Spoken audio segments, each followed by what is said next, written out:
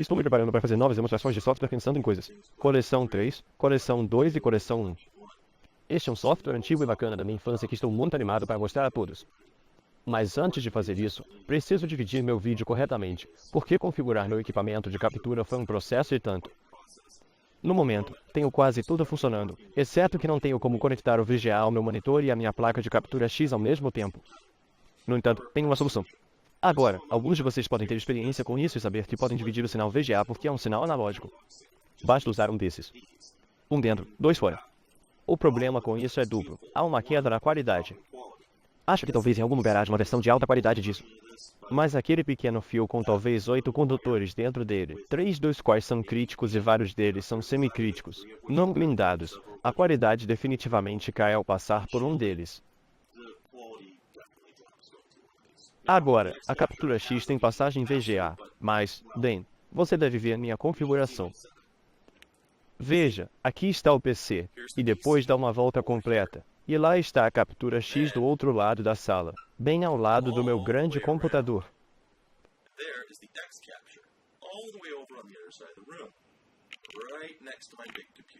É aí que o vídeo teria que entrar. E o problema é que a captura adequada é lamentável. Aparentemente, ele não gosta do sinal de vídeo baixo vindo do divisor, especialmente ao passar por um cabo longo. Na verdade, não consigo nem começar a trabalhar com os dados de forma confiável diretamente na máquina com cabo longo. Então, basicamente, não consigo levar o vídeo até lá e não consigo mover a captura X para cá porque meu PC não pode ser movido e a captura X não funciona em um cabo USB longo. Sério, tudo isso? Essas coisas não são simples. É por isso que você não vê todo mundo fazendo isso. Então aqui está a solução número 2, um amplificador de distribuição amplificado. Isso leva o sinal VGA aqui. Sim, entendi ao contrário, porque minha câmera está esperando a imagem e depois cospe aqui, aqui, e a amplifica novamente. Portanto, esta é uma caixa grande e pesada com eletrônicos de verdade. Consequentemente, esses componentes eletrônicos precisam ser orientados. Então, como o VGA é um sinal de baixa tensão, acho que é apenas 1 ou 2 volts pico a pico. Você não precisa de muita fonte de alimentação. Bem, você não. Aparentemente, essas pessoas sim, porque essa coisa consome 17 volts K. Agora, esse é um número do diabo. Não há razão para isso. Não há nenhuma razão terrena. Isso pode precisar de 17 volts K. Além disso, são 17 volts K centralizados. O que isso significa? Se você colocar 17 volts nisso, não funcionaria. Se você colocar 17 volts CC nele, realmente não funcionaria. Mas se você colocar 17 volts nele, ele não funcionaria ou explodiria. Porque esse não é realmente um dispositivo de 17 volts. Isto é 17 volts com derivação central. Basicamente, a derivação central é uma maneira de obter uma tensão positiva e negativa de um transformador ao mesmo tempo. É uma forma econômica de usar um dos componentes eletrônicos mais simples que existem. O problema é que eles tendem a ser muito especiais. Eles tendem a ser personalizados. Eles tendem a ser específicos da aplicação.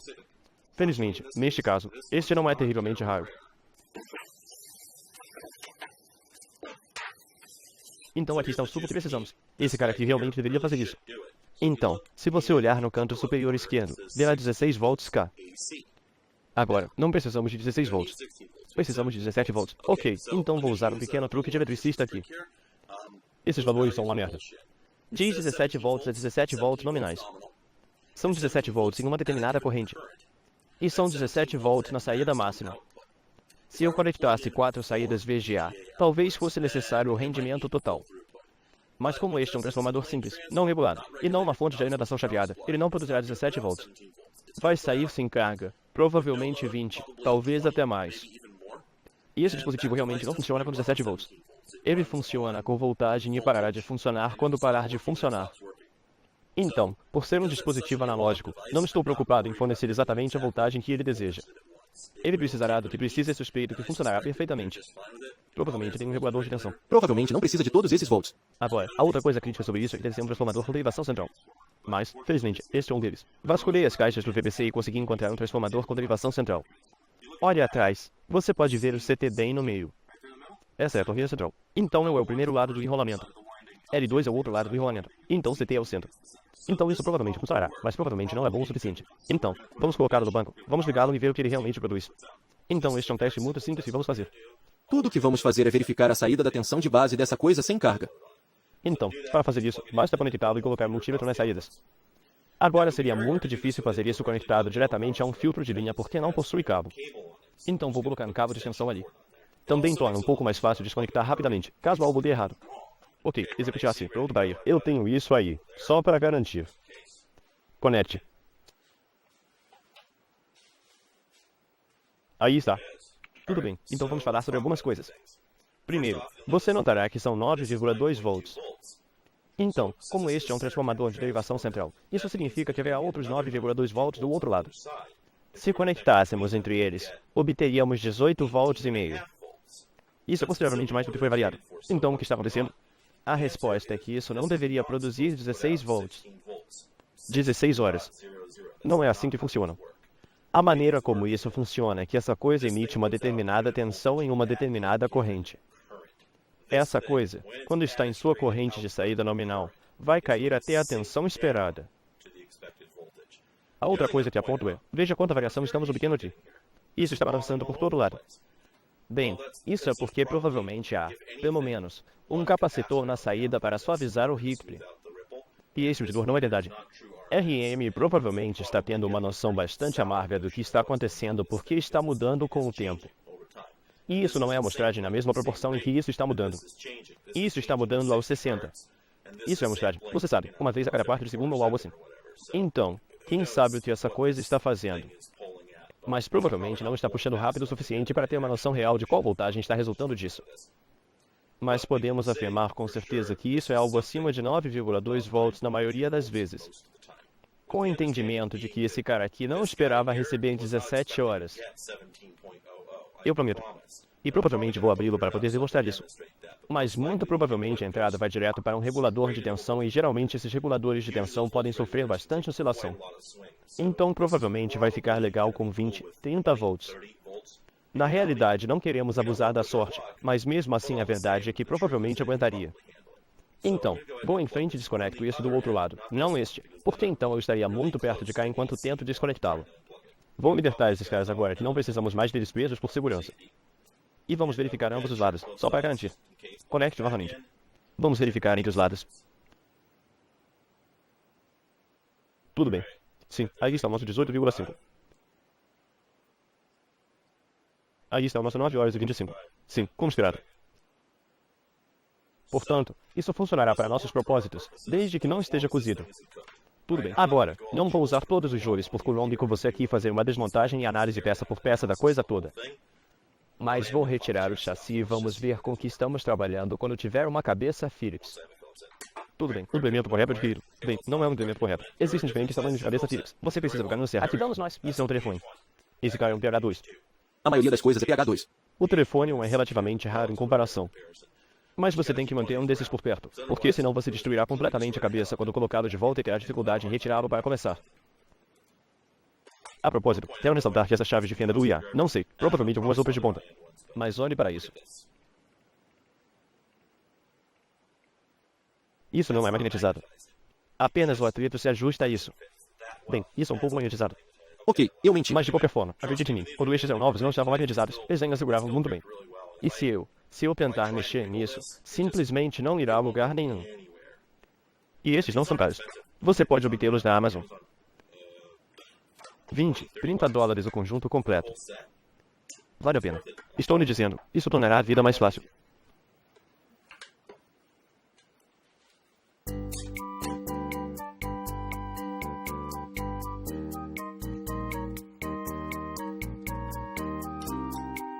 De volta em ação. Então este é o estilo de construção de meados dos anos 90, início dos anos 90. Bela extensão enorme de placa de circuito impresso desperdiçada. Tudo bem, vamos entrar aqui. Tudo bem. Agora as primeiras coisas primeiro. Tipo, eu sei que tem outras coisas para prestar atenção, mas, cara, o que são essas? Eu sou tão curioso. Existem esses 3 conjuntos de interruptores DIP. Ah, não, são eles? 4, 5, 6 em alto ganho. Não sei. E só para confirmação, isso é de 1993 ou 94, eu acho. É interessante para mim que existam 3 blocos distintos de componentes aqui, mas há 4 saídas, o que me faz pensar que esta arquitetura não é um bloco funcional por saída, mas na verdade um bloco funcional por canal de cor.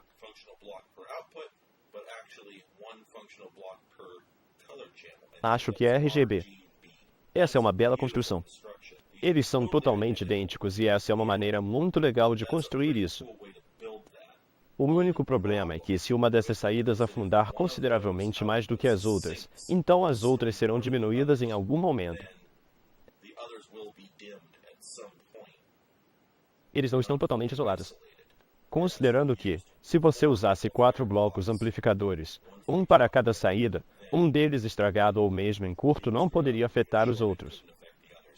Mas presumo que, na prática, esse não foi um problema que eles realmente encontraram. Então optaram por não usar essa abordagem.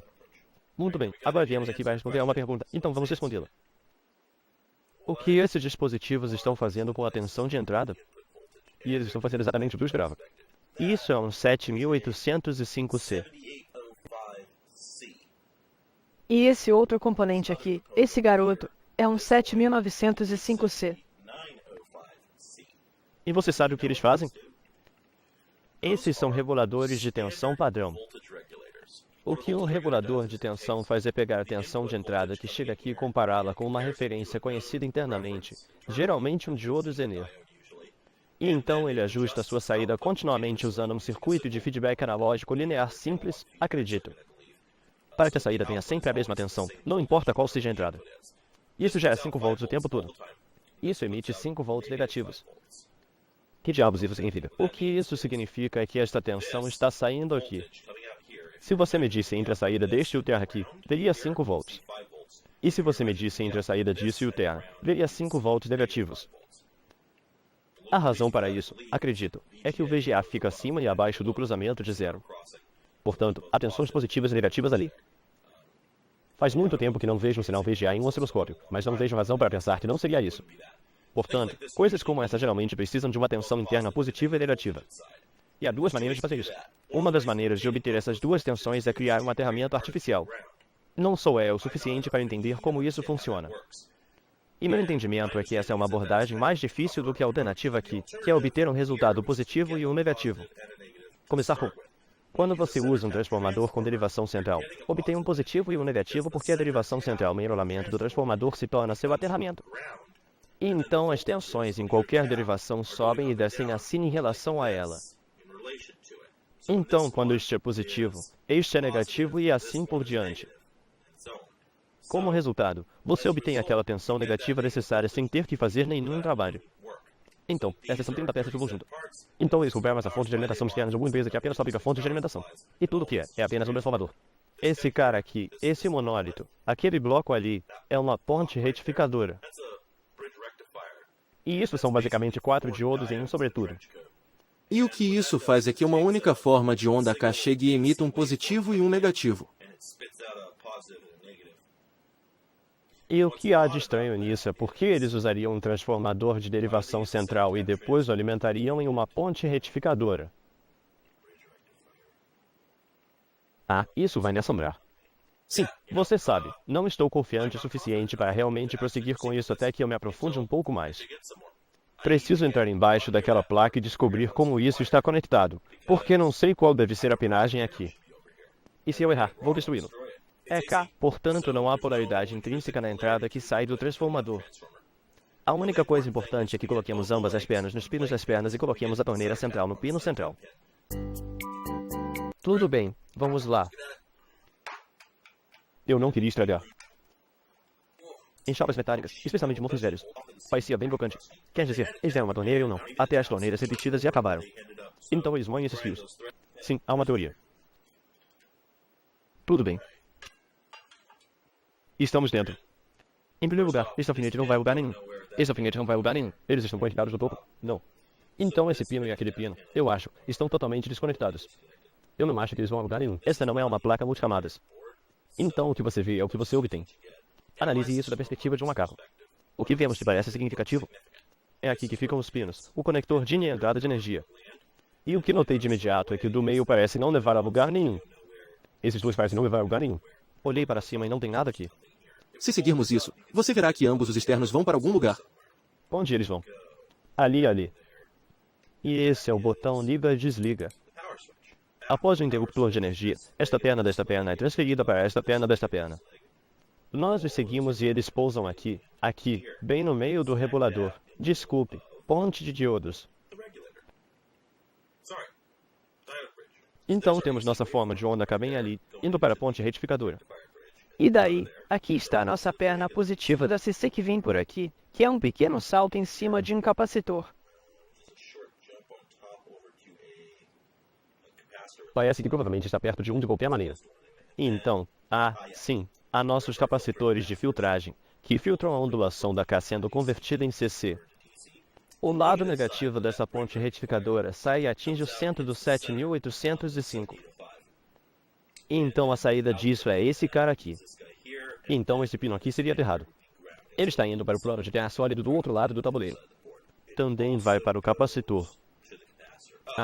Ok. Então esses dois capacitores estão cravados no terra e servem para regular, para suavizar os dois lados do circuito. Então isso aqui vai para aquele capacitor e aquele capacitor vai para lá.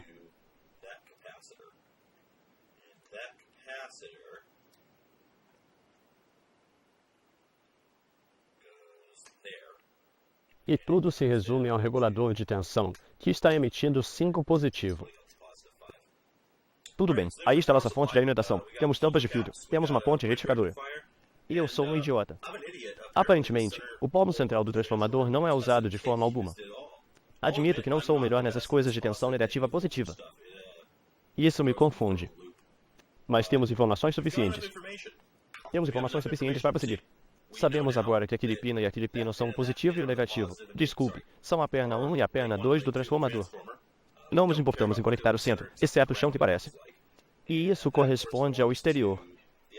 2 pinos, que são definitivamente este e este. Estamos prontos para voar. Tudo bem, estamos juntos novamente agora. Não vou colocar a tampa porque quero fuçar dentro dela enquanto ela está funcionando e descobrir como funciona um pouco mais. Mas 17 volts, K não é muito perigoso, a menos que eu coloque minha língua em alguma coisa. Ficarei bem. A propósito, esses 3 caras aqui que me deixaram curioso são amplificadores quad-op. Fora isso, a única coisa aqui é alguma lógica básica. Esse cara aqui é um driver de linha de barra de buffer octal. E esse cara aqui é quádruplo ou portão. Sim, eu realmente não sei por que essa coisa tem lógica, considerando que parece ser um instrumento puramente analógico. Eu não sei o que eles fazem. Agora, a próxima coisa que precisamos para ligar esta coisa à energia é que precisamos de algo para encaixar nessa tomada, a fim de colocar energia nela. Acontece que é um plug MIDI. Agora, uma pergunta importante sobre isso, antes de começarmos a despedaçá-lo.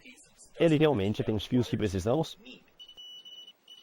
Tudo bem, isso parece que tudo que precisamos, tudo bem. Há todos os fios gravados. Agora só temos que medi-los, descobrir o que vai para onde. Aqui está uma questão importante. O chassi fica na parte externa do plug, que está conectado na parte externa da caixa quase com certeza. Está conectado a algo diferente da blindagem de aterramento? Ok, então aqui está a resposta. Não está conectado em lugar nenhum. Isso é péssimo. Essa é a nossa fiação. Vamos usar amarelo e preto. Então, supondo que eu estava certo sobre tudo, o que está sempre em questão, então essa coisa estará pronta para funcionar assim que acertarmos tudo. Agora, a única coisa que é chata é que esses fios são bem pequenos. Se essa coisa realmente consumir uma quantidade significativa de corrente, como se eu estivesse operando com todas as saídas conectadas ao mesmo tempo, isso poderia acabar sendo totalmente perigoso, porque isso potencialmente derreteria esse fio se eu colocasse muita corrente. Corrente através dele.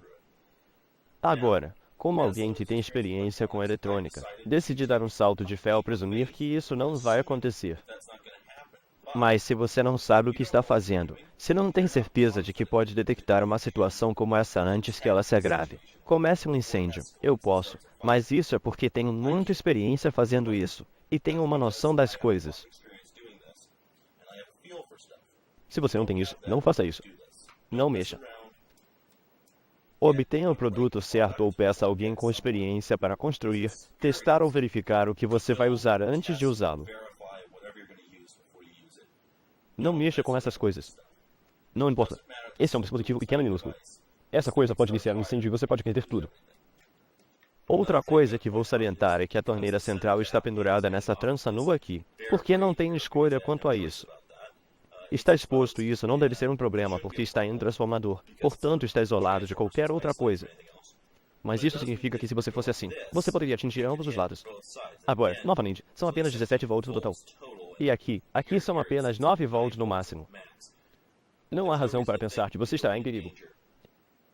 Mas pense nisso. Pense no que poderia acontecer, especialmente se você estiver trabalhando com tensões mais altas. Se este fosse um transformador de 30 volts, 40 volts, Deus me livre, 120, você não faria isso. Não aproveite essa oportunidade. Você não encontrará outra coisa em nosso carro. Não faça isso. Isso ocorre porque essa tensão é baixa o suficiente para ser segura. E eu sei disso por experiência e por nenhum outro motivo. Ok, agora construímos isso e ainda não terminamos de estar seguros. Temos mais testes a fazer. Temos mais perguntas a responder antes de conectarmos essa coisa. Por que isso é tão complicado? É complicado porque estou trabalhando com algo que nunca vi antes, para o qual não tenho nenhum esquema, nenhum diagrama, não tenho nada além da minha largura, da minha experiência nessa área para me dizer como conectar essa coisa com segurança. Mas isso não é suficiente. Não é o suficiente. Não importa quão experiente você seja, você pode fazer suposições estúpidas. Então, o que você quer fazer para estar seguro? Mesmo se você for um eletricista experiente ou um engenheiro elétrico experiente trabalhando com algo que você não entende, você precisa verificar, verificar e verificar novamente. E para fazer isso, vamos fazer algumas coisas aqui. Primeiro, vou desligar a energia. Isso está ligado, isso está desligado. Eu sei que está desligado porque aparece na frente. Isso está desligado. E podemos confiar que qualquer botão que esteja na posição externa estará desligado. Como lemos a parte inferior deste quadro e descobrimos como isso está conectado, sabemos que no momento em que a energia chega, ela vai direto para isso. Portanto, não precisamos nos preocupar com nenhum desses eletrônicos ganhando energia quando conectamos. Enquanto este botão liga-desliga estiver desligado, esse é o verdadeiro botão liga-desliga. Não vem depois dos reguladores de tensão. Essa é uma opção que alguns dispositivos poderiam fazer. É uma maneira terrível de fazer isso. Então é muito bom que isso chegue logo no começo, quando entra o ar-condicionado. Isso significa que, com isso desligado, quando colocarmos energia nessa coisa, nada acontecerá imediatamente e poderemos verificar na parte de trás do switch e ter certeza de que estamos vendo o que esperamos. Que deve ser 19 volts K. Outra coisa para a qual o botão liga-desliga é bom é que podemos ligá-lo e desligá-lo imediatamente, porque leva tempo para os componentes explodirem, a menos que você o sobrecarregue massivamente. Se eu colocar 120 volts nessa coisa, não, bueno, você não terá chance de refazer esse erro. Você vai ficar fudido. Mas como estamos trabalhando com baixa tensão e corrente relativamente baixa, provavelmente estaremos seguros para ligar isso, mesmo que esteja conectado ao contrário ou com fio cruzado ou algo assim. Na pior das hipóteses, explodiremos o disjuntor do meu filtro de linha. Mas normalmente, operando nas tensões de que estamos falando aqui, as coisas não explodem tanto, mas superaquecem, e isso leva alguns segundos, então devemos ficar bem. Agora, o que temos que estar quando ligamos isso são duas coisas. Primeiro, existe tensão K no lugar certo da tensão certa. Segundo, quando ligamos o interruptor de alimentação, a tensão CC aparece onde deveria estar no contato desligado? Ok, agora mesmo. Onde está a voltagem? Opa, execute DC. Aqui estão nossos 18 bulbos. Ok, agora vamos ligar isso por um segundo. Ok, agora eu vi. Vi uma luz aqui. Vou acender novamente. Ok, sim, então a luz acendeu, o que é um bom sinal. Agora só temos verificar os trilhos DC. E para fazer isso, o que precisamos fazer é aterrar uma dessas pontas de prova. Então vamos inserir a outra bem aqui e ver qual é a voltagem que sai de lá. E vamos ligar essa coisa por um segundo enquanto fazemos isso. 5 em ponto. Então esse cara aqui deveria ser menos 5, no mesmo lugar. Mas isso não. São 6,3 menos 6. Menos 512. São 5. Ok, então de acordo com 7.905. Sim, bem, a série 790-20 é uma saída de entrada terrestre. Então, se eu verificar o pino esquerdo para o pino direito, devo conseguir o que quero. E agora vamos dar uma olhada no 7.805. Oh Deus. Sim, está conectado de forma diferente. É entrada, depois terra e depois saída. Então, durante todos esses anos, eu poderia jurar que o 7.805 e o 7.905 estavam conectados da mesma forma. Mas sim, é isso que as suposições fazem por você. Certo? De qualquer forma, aqui estamos. Isso está feito. Deve estar pronto para usar tudo, provavelmente. Olá. Olá. Você não me está ajudando.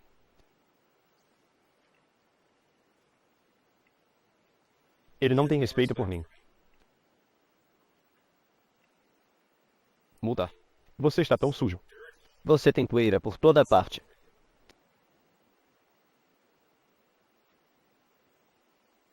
Te amo, Gibbs. Adeus. De qualquer forma, obtivemos as respostas que procurávamos. Então vamos em frente e esclarecer algumas coisas aqui e testar isso.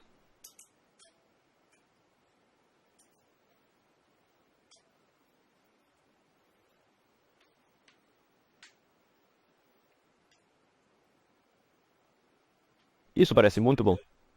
Então, vou acionar um conjunto de interruptores aqui. E a imagem fica visivelmente mais clara no canal azul. O próximo lote é o canal verde e esse é o canal vermelho, do qual não há muito. Sim, então aí está. Isso será um switch por saída. Acredito que podemos verificar isso. Mova este cabo para a segunda saída e veremos se apenas o segundo dip switch o afeta. Portanto, esses dip switches internos permitem que você defina a amplificação para cada um desses canais. Portanto, se esses dois têm baixo ganho porque são tiragens curtas e esses dois têm alto ganho porque são tiragens longas, você não precisará configurá-los todos ao mesmo tempo. Recurso fantástico. E isso confirma meus pensamentos sobre como essa coisa funcionava. Vermelho, verde, azul. Cada um deles é um bloco funcional. E esses são amplificadores quad-op porque eles captam um sinal em ponte entre todas as 4 entradas e o dividem em 4 saídas. E a propósito, a razão pela qual você vê 2 saídas e 4 saídas e 8 saídas e 16 dispositivos de saída, mas você nunca vê um 7 ou um 3 para coisas assim, é porque estes não vêm em 3, eles vêm em 2, eles vêm em 4, eles vêm em 8, eles não vêm em números ímpares. E ninguém constrói essas coisas a partir de componentes individuais.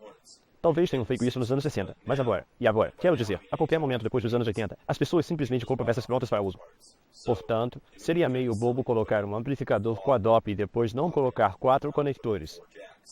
E seria particularmente tolo colocar outro amplificador operacional com múltiplas saídas apenas para colocar um 5º conector.